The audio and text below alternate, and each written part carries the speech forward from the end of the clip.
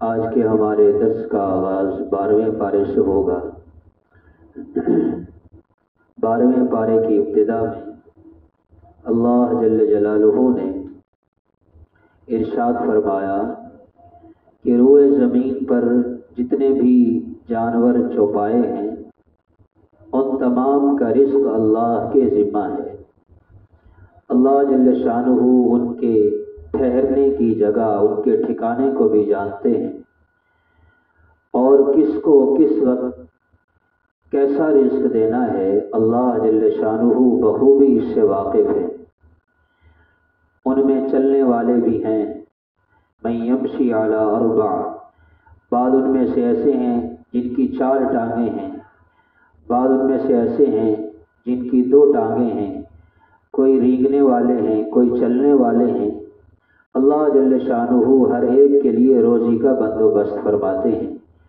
تو جو اللہ ان جانوروں کو روزی دیتا ہے وہی اللہ تم انسانوں کو بھی روزی دیتا ہے۔ اللہ جل شانہ نے دنیا میں جو انسان کو بھیجا وہ اپنی عبادت اور اپنی معرفت کے لیے بھیجا ہے۔ رزق کا معنی، مال کا معنی، یہ ثانوی حیثیت کی چیزیں ہیں۔ وما خلقت الجن والانس الا ليعبدون ما اريد منهم بالرزق وما اريد ان يطعمون ان الله هو الرزاق ذو القوة المتين۔ فرمایا میں ان لوگوں سے رزق نہیں چاہتا، میں یہ بھی نہیں مطالبہ کرتا کہ تم مجھے کھلاؤ، بلکہ میں تمہیں کھلاتا ہوں۔ میرا مطالبہ صرف اپنے بندوں سے یہ ہے الا لیعبدون، کہ میرے بندے صرف میری ہی عبادت کریں۔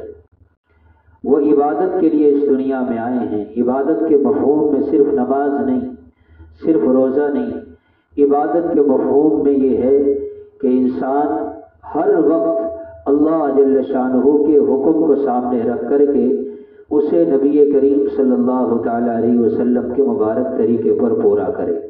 یعنی عبادت سے مراد یہاں پورا دین ہے، پورے دین پر عمل کرنا۔ تو رزق کا بندوبست اللہ کے ذمہ ہے۔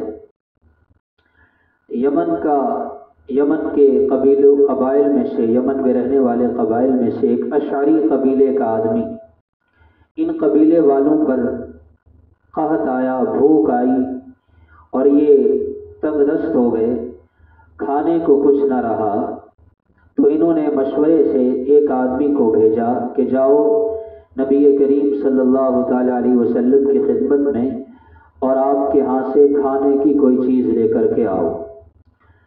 یہ بھیجا ہوا آدمی آپ علیہ الصلوۃ والسلام کے دولت قدہ کے قریب پہنچا تو اسے قرآن پڑھنے کی آواز آئی۔ غور لگا کر کے سنا تو آپ علیہ الصلوۃ والسلام یہی آیت مبارکہ تلاوت فرما رہے تھے، وَمَا مِن دَابَّةٍ فِي الْأَرْضِ إِلَّا عَلَى اللَّهِ رِزْقُهَا، کہ انسان تو انسان رہ گئے، چوپایوں کا رزق بھی اللہ کے ذمہ ہے۔ اس اشعری صحابی نے یہ آیت سنی اور سن کر کہا کہ رزق کا انتظام ہو گیا۔ آپ علیہ الصلوۃ والسلام سے ملے بغیر ہی واپس قبیلے والوں کے پاس پہنچا۔ قبیلے والوں نے پوچھا کہ کچھ لائے ہو؟ کہنے لگا رزق کا انتظام ہو گیا، اللہ رزق دیں گے۔ بس تھوڑی دیر ہی گزری تھی کہ ایک آدمی گوشت سے بھرا ہوا ایک بڑا برتن اور کافی مقدار میں روٹیاں دے کر کے چلا گیا۔ قبیلے والوں نے مل کر خوب پیٹ بھر کے کھائی، اس کے باوجود بھی روٹیاں اور سالن بچ گیا۔ تو انہوں نے آپس میں مشورہ کیا کہ چونکہ یہ نبی کریم صلی اللہ تعالی علیہ وسلم کے گھر سے آیا ہے، لہذا اب بچا ہوا سالن اور روٹیاں واپس بھیج دی جائیں تاکہ کوئی اور ضرورت مند ہو تو اس کی ضرورت پوری ہو سکے۔ جب آپ کے دولت قدہ پر وہ کھانا لے جایا گیا تو آپ نے فرمایا میں نے تو یہ کھانا نہیں بھیجا تھا، میرے گھر سے یہ کھانا نہیں گیا۔ اس صحابی کو بلایا تو انہوں نے پھر سارا واقعہ سنایا کہ جب آپ نے یہ آیت پڑھی تو صحابہ کے ایمان کی کیفیت دیکھیں، بس آیت سنتے ہی یقین ہو گیا کہ رزق کا انتظام ہو گیا۔ تو آپ علیہ الصلوۃ والسلام نے فرمایا جاؤ اسے کھاؤ، اللہ نے غیب سے تمہارے لیے رزق کا بندوبست فرمایا ہے۔ حضرت موسیٰ علیہ السلام کا واقعہ بھی در منصور میں اس آیت کے ذیل میں لکھا ہے کہ ایک مرتبہ سفر پر جانے لگے تو دل میں یہ خیال آیا کہ بیوی بچوں کو چھوڑ کے جا رہا ہوں تو ان کے لیے معاش کا کوئی کھانے پینے کا بندوبست بھی ہونا چاہیے۔ اللہ جل شانہ علیم بذات الصدور ہیں، دلوں کے راز کو بھی جانتے ہیں۔ اللہ جل شانہ نے موسیٰ علیہ السلام کی طرف وحی بھیجی کہ آپ اس جو سامنے پتھر رکھا ہے اس پتھر پر اپنا عصا ماریں۔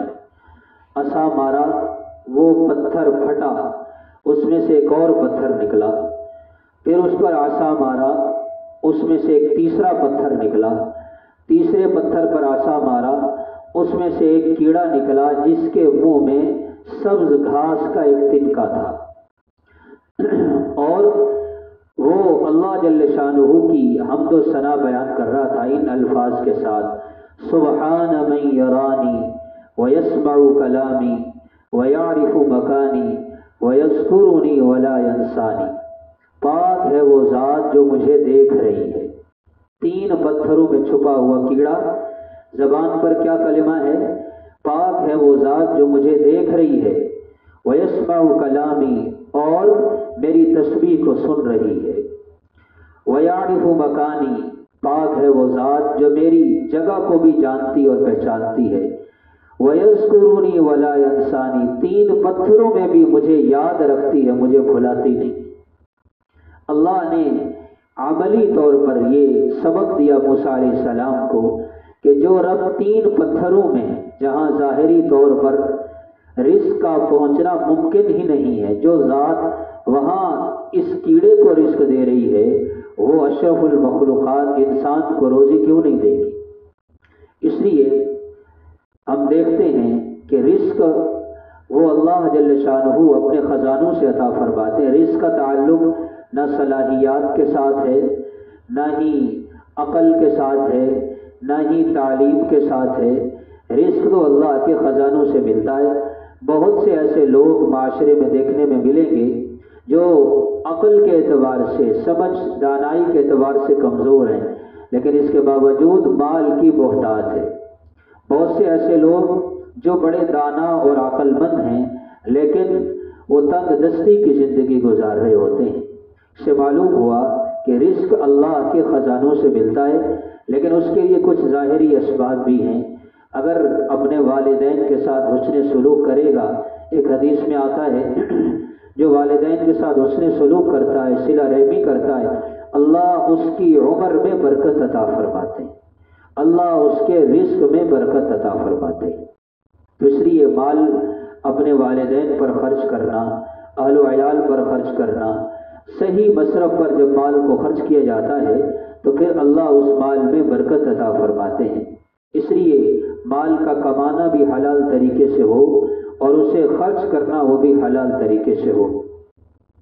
تو اس لیے اللہ جل شانہ نے ابتدا میں یہی پیغام دیا ہے کہ رزق کے لیے انسان کو پریشان نہیں ہونا چاہیے، بلکہ اپنے طور پر کوشش اور اسباب اختیار کرنے، باقی اللہ کی ذات پر چھوڑے کہ اللہ نے جو مقدر میں لکھا ہے وہ رزق مل کر کے رہے گا، جو رزق مقدر میں لکھا ہے وہ مل کر کے رہے گا۔ اب انسان کی اپنی سوچ ہے کہ حلال طریقے سے لے یا حرام طریقے سے لے۔ حلال طریقے سے کمانے والے کو نصیب سے کم نہیں ملتا، جتنا مقدر میں اتنا ہی ملتا ہے، اور حرام کمانے والے کو نصیب سے بڑھ کر نہیں ملتا، وہ بھی اس کے مقدر میں ہے۔ ایک آدمی نبی کریم صلی اللہ علیہ وسلم کی خدمت میں آیا اور آ کر کے عرض کیا کہ یا رسول اللہ، مجھے آپ گانا بجانے کی اجازت دے دیں۔ اسلام لانے سے پہلے میں گانا بجاتا تھا اور اس سے میں اپنے معاش کا بندوبست کرتا تھا، اب میرے پاس اور کوئی ذریعہ کمانے کا ہے نہیں، مجھے یہی کام آتا ہے، آپ مجھے اس کی اجازت دے دیں تاکہ میرے لیے کمانا حلال ہو جائے۔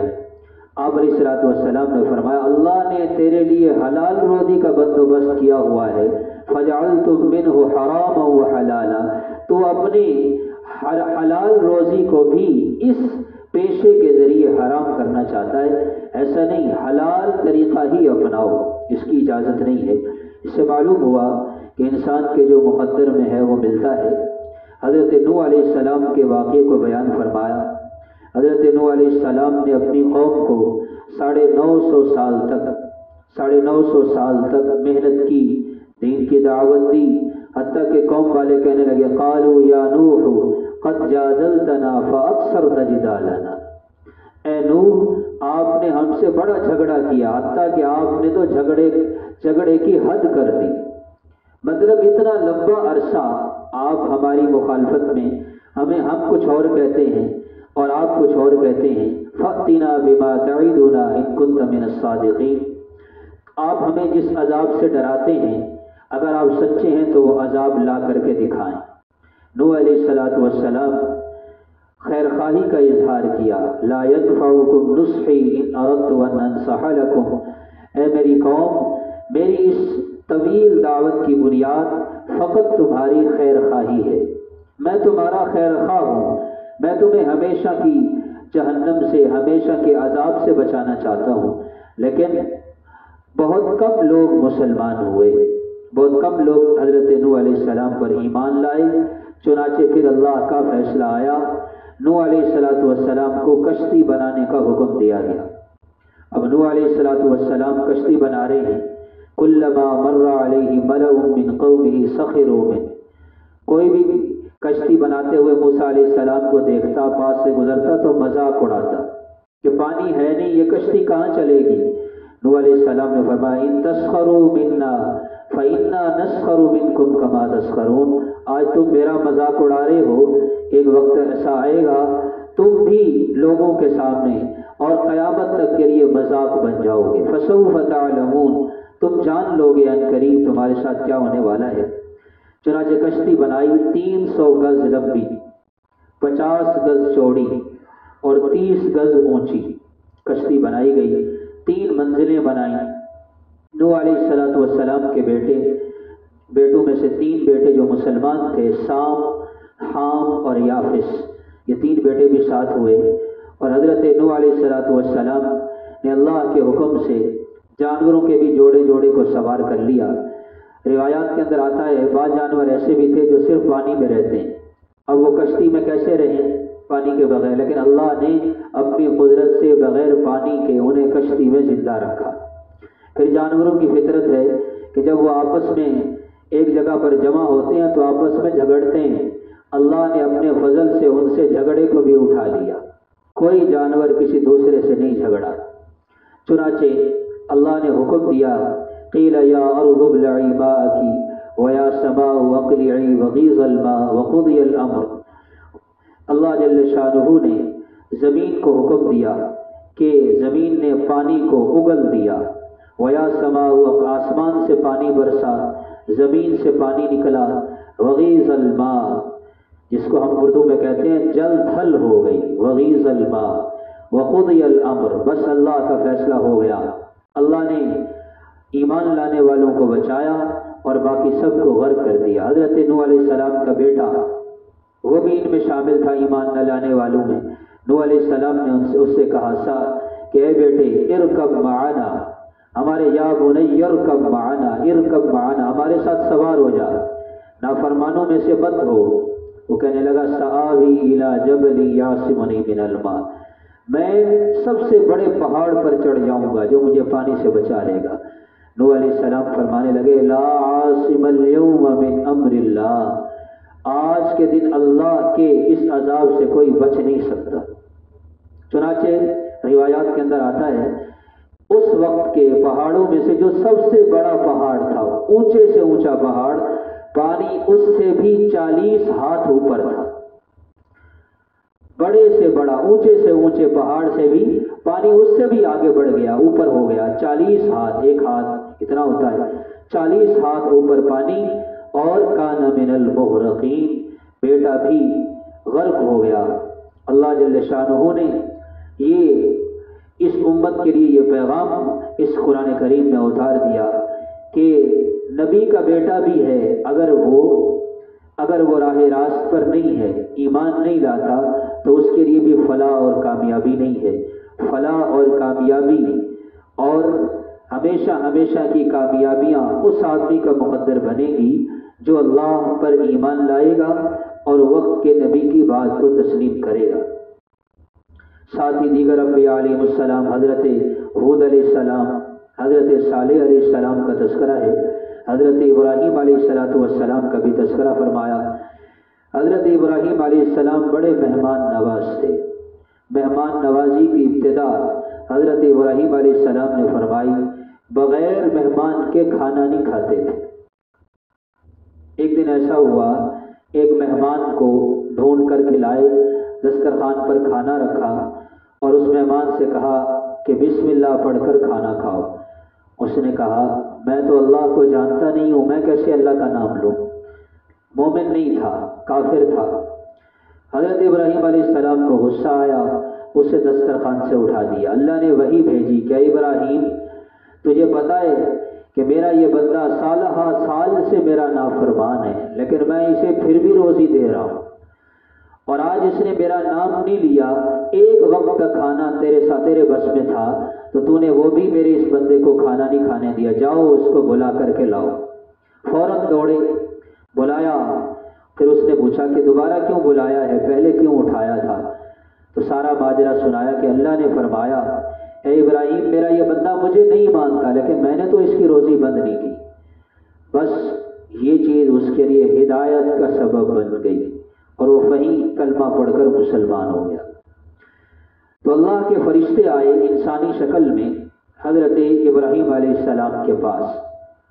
ان فرشتوں کے ذمے دو ذمہ داریاں تھیں۔ ایک حضرت ابراہیم علیہ السلام کو خوشخبری دینی تھی بیٹے حضرت اسحاق علیہ السلام کی، اور دوسرا یہ فرشتے لوط علیہ السلام کی قوم پر عذاب لانے کے لیے آئے تھے۔ لوط علیہ السلام حضرت ابراہیم علیہ السلام کے بھتیجے تھے۔ اللہ نے انہیں بھی ایک بستی کی طرف نبی بنا کر کے بھیجا تھا۔ وَلَمَّا جَاءَتْ رُسُلُنَا وَلَقَدْ جَاءَتْ رُسُلُنَا إِبْرَاهِيمَ بِالْبُشْرَى قَالُوا سَلَامًا، سلام کیا، مہمان ہوئے۔ حضرت ابراہیم علیہ السلام اٹھے، ایک بچڑا ذبح کیا اور اسے بھون کر ان مہمانوں کے سامنے لا کر کے رکھ دیا۔ أَن جَاءَ بِعِجْلٍ حَنِيذٍ، فرشتوں کے ہاتھوں میں نیزے تھے، انہوں نے وہ نیزوں کی نوک اس گوشت پر لگائی اور پھر ہٹا لی۔ مطلب کیا کہ ہماری طرف سے کھانا ہو گیا، کیونکہ فرشتے تو کھانے پینے سے پاک ہیں۔ اب ابراہیم علیہ السلام بڑے پریشان ہوئے کہ یہ کھانا کیوں نہیں کھا رہے۔ اس وقت جو کھانا کھانے سے انکار کر دیتا تھا وہ دشمن سمجھا جاتا تھا کہ یہ اس کے دل میں ہمارے لیے دشمنی ہے، اس لیے یہ ہمارے کھانے سے انکار کر رہا ہے۔ بڑا پریشان، فلما رأى أيديهم لا تصل إليه نكرهم وأوجس منهم خيفة، دل میں خوف پیدا ہو گیا کہ یہ کیا ہوا۔ قالوا لا تخف، فرشتے کہنے لگے آپ کو گھبرانے کی، خوف کرنے کی ضرورت نہیں، ہم قوم لوط کی طرف بھیجے گئے، آپ کو تو خوشخبری دینی ہے کہ آپ کی اہلیہ حضرت سارہ علیہ السلام کو اللہ ایک بیٹا دیں گے اور اس بیٹے کا نام اسحاق ہوگا۔ وَامْرَأَتُهُ قَائِمَةٌ فَضَحِكَتْ، اور ایک جگہ آتا ہے فَصَكَّتْ وَجْهَهَا وَقَالَتْ عَجُوزٌ عَقِيمٌ۔ حضرت ابراہیم علیہ السلام کی عمر بھی کافی زیادہ تھی، 100 کے قریب پہنچی ہوئی تھی بعض روایات کے مطابق، اور بیوی بھی بانجھ تھی، تو بیوی نے اپنا ماتھے پر یوں کیا، ہاتھ مارا کہ میری اولاد کیسے ہو سکتی ہے۔ قالت یا ویلتا اَأَلِدُ، میں بچہ جنوں گی، وَأَنَا عَجُوز، میں بوڑھی بھی ہوں، وَهَذَا بَالِي شَيْخًا، اور میرا یہ خاوند بھی بوڑھا ہے، یہ بھی بوڑھا ہے، میں بھی بوڑھی ہوں، کیسے ہوگا؟ إِنَّ هَذَا لَشَيْءٌ عَجِيبٌ، یہ تو بڑا عجیب معاملہ ہے۔ فرشتے کہنے لگے أَتَعْجَبِينَ مِنْ أَمْرِ اللَّهِ رَحْمَةُ اللَّهِ وَبَرَكَاتُهُ عَلَيْكُمْ أَهْلَ الْبَيْتِ، کیا تو اللہ کے فیصلے پر تعجب کر رہی ہے؟ یہ تو اللہ اپنی رحمت اور برکت تمہارے گھر میں اتارنا چاہتے ہیں، ایسا ہو کر کے رہے گا۔ چنانچہ اللہ نے انہیں یہ خوشخبری دی اور ساتھ قوم لوط پر عذاب بھیجا فرشتوں کے ذریعے۔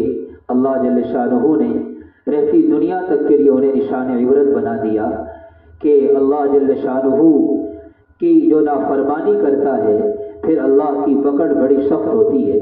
یہ واقعات آگے بھی تفصیلاً آ رہے ہیں، تو ان انبیاء علیہم التسلیمات کے واقعات کے بیان کرنے کا مقصد یہ ہوتا ہے کہ ہم اپنی زندگیوں کا محاسبہ کریں۔ یہ جو رمضان المبارک کا مہینہ ہوتا ہے، آپ دیکھتے ہیں ان میں اعمال کرنا آسان ہو جاتا ہے، شیاطین قید ہو جاتے ہیں۔ یہ محاسبے کا مہینہ ہوتا ہے کہ پورا سال ہم نے کیا کھویا، کیا پایا، اللہ کے سامنے کھڑے ہو کر آہوزاری کر کے گڑ گڑا کر کے اپنے گناہوں کی معافی مانگنا ہوتی ہے۔ اس لیے اس رمضان المبارک کا ایک ایک لمحہ بڑا قیمتی ہوتا ہے۔ ہم تو یہ کہتے ہیں رمضان مہمان ہے، رمضان مہمان ہے۔ ایک اعتبار سے تو یہ بھی ٹھیک ہوتا ہے کہ رمضان آیا ہے اور جا رہا ہے، 3 حصوں میں سے ایک حصہ گزر گیا، دوسرا حصے کے بھی 2 دن گزر گئے۔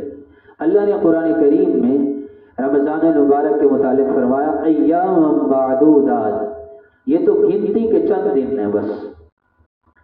ابھی پچھلے رمضان المبارک کی کیفیات اور اس کے احوال ہمارے سامنے ہوتے کہ ابھی کچھ تھوڑا سا عرصہ گزرا ہے، رمضان گزرے پھر اگلا رمضان آ گیا۔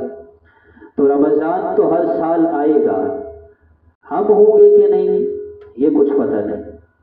تو رمضان مہمان نہیں ہوتا، ہم مہمان ہوتے۔ بہت سے لوگوں کا، شاید ہم میں سے بھی کوئی ہو، بہت سے لوگوں کا یہ آخری رمضان ہوگا، یہ آخری دوسرے عشرے کا روزہ ہوگا، پھر اگلے سال وہ اس دنیا میں نہیں بلکہ قبر میں ہوں گے۔ تو اس لیے میرے محترم بھائیوں، یہ رمضان المبارک کا مہینہ ایک ایک گھڑی، ایک ایک لمحہ بڑا قیمتی ہے۔ فرمایا حدیث میں اگر میری امت کو معلوم ہو جائے کہ رمضان کی برکت کیا ہے تو میری امت یہ تمنا کرے کہ سارا سال رمضان رہے، سارا سال رمضان رہے۔ ارشاد فرمایا فاستقم کما امرت ومن تاب معك ولا تطغوا، دین اسلام پر جب جانا، استقامت اختیار کرنا، اللہ کا حکم آئے حکم کو خواہشات پر، رسم و رواج پر مقدم رکھنا، اس کا حکم دیا۔ ایک صحابی آئے سفیان بن عبداللہ ثقفی رضی اللہ تعالی عنہ، عرض کہ یا رسول اللہ مجھے کوئی نصیحت فرمائیے۔ آپ نے فرمایا قل آمنت باللہ، کہے میں اللہ پر ایمان لایا، ثم استقم، پھر اس پر ڈٹ جا۔ ان الذین قالوا ربنا اللہ ثم استقاموا، کہ بے شک وہ لوگ جنہوں نے کہا ہمارا رب اللہ ہے پھر اس پر ڈٹ گئے، یہ بات دل میں اتر جائے، لا الہ الا اللہ کی حقیقت دل میں اتر جائے۔ چمی گویم مسلمانم بلرزم، چمی گویم مسلمانم بلرزم کہ دانم مشکلات لا الہ، جب میں اپنی زبان سے کہتا ہوں کہ میں مسلمان ہوں، میں مسلمانی کا جب دعویٰ کرتا ہوں میں تھر تھرا جاتا ہے، میرا جسم پر کب کبھی طاری ہو جاتی ہے کہ دانم مشکلات لا الہ، مجھے پتا ہے کہ لا الہ الا اللہ پڑھ لینے کے بعد اس کی مشکلات کیا ہیں، اس کے تقاضے کیا ہیں، اس کے تقاضوں پر عمل میں کر سکوں گا یا نہیں کر سکوں گا۔ تو لا الہ الا اللہ کا جب اقرار کرتے ہیں تو یہ صرف لا الہ الا اللہ کا اقرار نہیں بلکہ یہ عقیدہ توحید کا اقرار ہے اور شرک کی نفی ہے۔ لا، کوئی نہیں، کوئی معبود نہیں ہے الا اللہ، مگر اللہ ہی ہمارا معبود ہے۔ آپ علیہ الصلوۃ والسلام نے اپنی پوری زندگی میں ان تعلیمات کی طرف متوجہ فرمایا ہے کہ انسان کی مکمل زندگی عقائد کے اعتبار سے، اخلاق کے اعتبار سے، اقوال کے اعتبار سے، اعمال کے اعتبار سے مکمل 100% دین کے مطابق ہونی چاہیے۔ قرآن کریم میں اللہ نے فرمایا یا ایھا الذین آمنوا، اے ایمان والو، یہ خطاب کافروں کو نہیں ہے، ایمان والوں کو فرمایا ادخلوا فی السلم کافہ، پورے کے پورے اسلام میں داخل ہو جاؤ، یعنی اللہ جل شانہ کی پوری مدد پورے دین کے ساتھ ہے۔ پورا دین زندگی میں ہوگا تو پوری مدد ہوگی، ناقص دین زندگی میں ہوگا تو مدد بھی ناقص ہوگی۔ اللہ تو کامل مدد دینے پر قادر ہیں لیکن آگے لینے والا بھی تو کوئی ہو، عمل بھی تو ایسا ہو۔ حضور پاک صلی اللہ تعالی علیہ وسلم کے بارے میں آتا ہے، آپ علیہ السلام فرماتے ہیں کہ سب سے زیادہ مجھے جس آیت نے مجھے غمگین کیا وہ یہی آیت مبارکہ تھی۔ ایک روایت کے اندر آتا ہے آپ پر سب سے زیادہ سخت آیت یہی اتری، فاستقم کما امرت ومن تاب معک ولا تطغوا، سورہ ہود کی آیت ہے۔ آپ علیہ الصلوۃ والسلام کی داڑھی اور سر مبارک کے بالوں میں کل 19 بال سفید ہوئے۔ کم زیادہ کی بھی روایات آتی ہیں، لیکن راجح قول یہ ہے کہ 19 بال سفید تھے۔ تو صحابہ نے دیکھا کہ آپ کے بال سفید ہو رہے ہیں، تو صحابہ نے عرض کیا یا رسول اللہ آپ پر جلدی بڑھاپا آ رہا ہے، آپ پر جلدی بڑھاپا آ رہا ہے۔ تو آپ علیہ السلام نے فرمایا سورہ ہود اور سورہ تکویر اذا الشمس کورت، ان دو صورتوں نے مجھے بوڑھا کر دیا، ان میں جو اللہ نے سخت احکامات اتارے۔ تو اس لیے ایک صحابی آئے، عرض کیا یا رسول اللہ ایک خاتون میرے پاس تولیہ خریدنے آئیں، ایک روایت کے مطابق کھجور خریدنے آئیں، مجھ پر شیطان کا غلبہ ہوا، میں نے اس کا بوسہ لے لیا، اب مجھے پاک فرما دیجئے، میرے اس گناہ سے تلافی کی کیا صورت ہے؟ آپ علیہ الصلوۃ والسلام پر یہ آیت اتری، اقم الصلاۃ طرفی النہار وزلفا من اللیل ان الحسنات یذہبن السیئات۔ آپ نے یہ آیت پڑھی اور فرمایا جاؤ میرے صحابی دھیان کے ساتھ، اطمینان کے ساتھ، دل جمی کے ساتھ نماز کو قائم کرو، دن کے دونوں حصوں میں اور رات کے حصے میں، بے شک نیکیاں گناہوں کو مٹا دیتی۔ تم نماز پڑھو گے، تمہاری نماز کی برکت سے اللہ تمہارے اس گناہ کو معاف فرما دے۔ تو اس لیے صحابہ کرام سے بسا اوقات ایسے کام صادر ہوئے جو نبی کی عصمت کے خلاف تھے، اللہ جل شانہ نے آنے والوں کے لیے اس میں سبق رکھا۔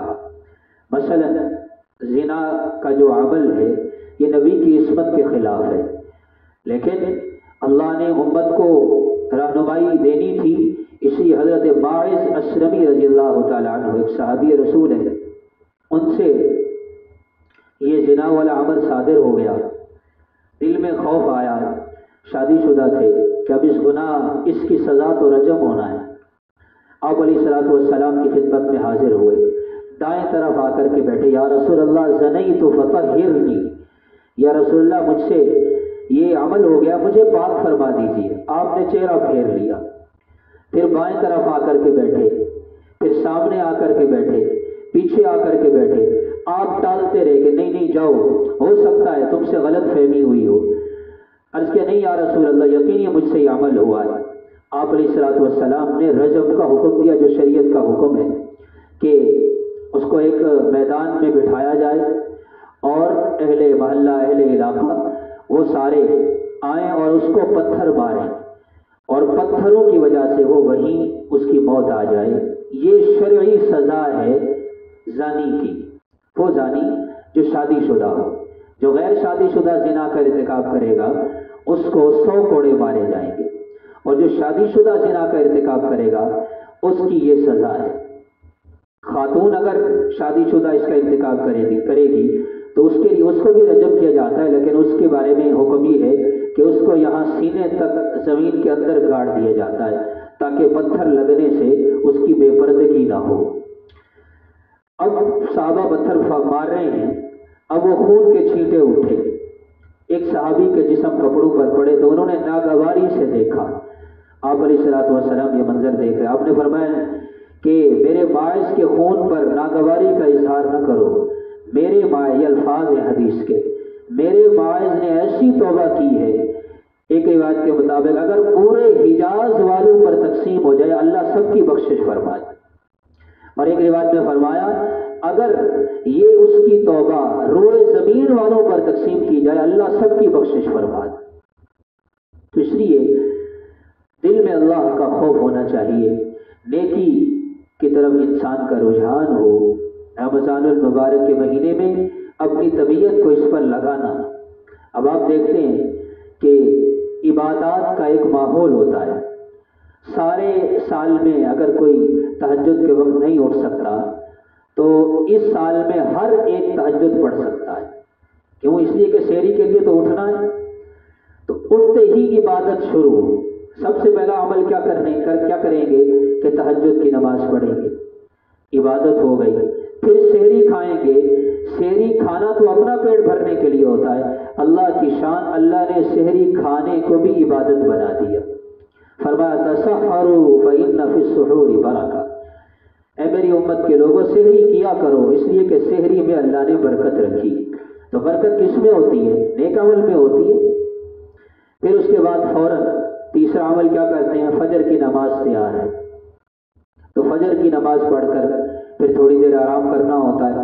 جو ہی تھوڑی دیر آرام کر کے اٹھتے ہیں، آگے تھوڑے سے وقفے کے بعد ظہر کی نماز تیار ہے، پھر عصر کی نماز ہے، پھر عصر سے مغرب کے درمیان افطاری کا وقت ہے، پھر افطار کے وقت قبولیت کا موقع ہوتا ہے۔ حاملین عرش فرشتے یعنی وہ فرشتے جنہوں نے اللہ کے عرش کو اٹھایا ہوا ہے، یہ مقرب ترین فرشتے ہوتے ہیں۔ اللہ جل شانہ نے فرشتوں کی ڈیوٹی لگائی ہے، افطار کے وقت وہ روزہ دار کی دعا پر آمین کہتے ہیں۔ کتنا قیمتی وقت ہوتا ہے، تو اس لیے اس وقت کو کھانے پینے کی چیزیں اکٹھا کرنے میں نہ گزارا جائے، پہلے سے ہی تیاری ہو جائے۔ اگر مختصر سی افطاری کر لیں گے تو انشاءاللہ اس سے کوئی فرق نہیں پڑے گا۔ شیطان بڑا ظالم ہے، وہ خود تو قید ہو جاتا ہے لیکن اندر کے نفس کو مضبوط کر جاتا ہے۔ وہ قید ہے لیکن نفس امارہ جو کیفیت ہے انسان میں، وہ انسان کو ان چیزوں میں لگا کر وقت ضائع کروا دیتی ہے۔ تو اس لیے پھر افطاری سے فارغ ہوئے، تھوڑا سا آرام کیا۔ ویسے تو یاد رکھیں ایک مسئلہ ہے کہ مغرب عصر سے لے کر عشاء تک سونا ممنوع ہے۔ عصر سے مغرب تک سونا حدیث پاک میں اس کی ممانعت ہے کہ نہیں سونا چاہیے۔ اسی طرح مغرب سے عشاء کے درمیان سونا، اس کی بھی ممانعت ہے، نہیں سونا چاہیے۔ لیکن رمضان المبارک کے دنوں میں مغرب سے عشاء کے درمیان کچھ دیر لیٹ جانے کو فقہا نے مستحب لکھا ہے، مستحب، تاکہ تراویح کے لیے بشاشت کے ساتھ کھڑے ہو سکیں۔ تو یہ لیٹنا بھی در حقیقت تراویح کی تیاری کے لیے ہوتا ہے، لیکن لیٹنا بھی ایسا ہو کہ ایسی نیند نہ ہو کہ تراویح بھی چلی جائے۔ اسی طرح اسی ضمن میں ایک مسئلہ اور بھی سن لیں، ایک مسئلہ سن لینا، کتنی 100 رکعت نماز نفل کے برابر ثواب ملتا ہے۔ ضرورت سے زیادہ کھانا حرام ہے، یہ فقہا نے مسئلہ قرآن و حدیث کی روشنی میں نقل کیا۔ ایک آدمی کو 2 روٹیوں کی ضرورت ہے، وہ بتکلف 3-4 کھائے جا رہا ہے، ضرورت سے زیادہ کھانا حرام ہے اور بعض صورتوں میں مکروہ ہے۔ لیکن فقہا نے یہ مسئلہ بھی لکھا ہے، سحری کے وقت ضرورت سے زیادہ کھانا مستحب ہے۔ اگر ایک آدمی سحری کے وقت ضرورت سے زیادہ کھاتا ہے، 2 کی گنجائش ہے 3 کھاتا ہے، اس لیے سے کہ تاکہ پورا دن جو بھوکا رہنا ہے تو کچھ دیر قوت بحال رہے، اس کو مستحب قرار دیا گیا ہے۔ تو بہرحال یہ نیکیاں کمانے کا موقع ہے، اس لیے ایک لمحہ وہ قیمتی ہے، خود بھی قیمتی بنانا ہے اور اپنے اہل و عیال کی بھی فکر کرنی ہے۔ اللہ تعالیٰ جو کچھ کہا سنا عمل کی توفیق عطا فرمائے۔ اللہم لک الحمد کلہ ولک الشکر کلہ، اللہم لا نحصی ثناء علیک انت کما اثنیت علی نفسک، اللہم نور قلوبنا بعلمک واستعمل ابداننا بطاعتک۔ اے اللہ جو کچھ کہا سنا ہم سب کو عمل کرنے کی، دوسروں تک پہنچانے کی توفیق عطا فرما۔ اے اللہ رمضان المبارک کو ہم سب کی بخشش اور مغفرت کا ذریعہ بنا، اپنے بخشے ہوئے بندوں میں شامل فرما۔ اے اللہ اس کا ایک ایک لمحہ قیمتی بنانے کی توفیق عطا فرما، غفلت سے لا یعنی گفتگو سے ہم سب کی حفاظت فرما۔ وصلی اللہ تعالی علی خیر خلق محمد وآلہ۔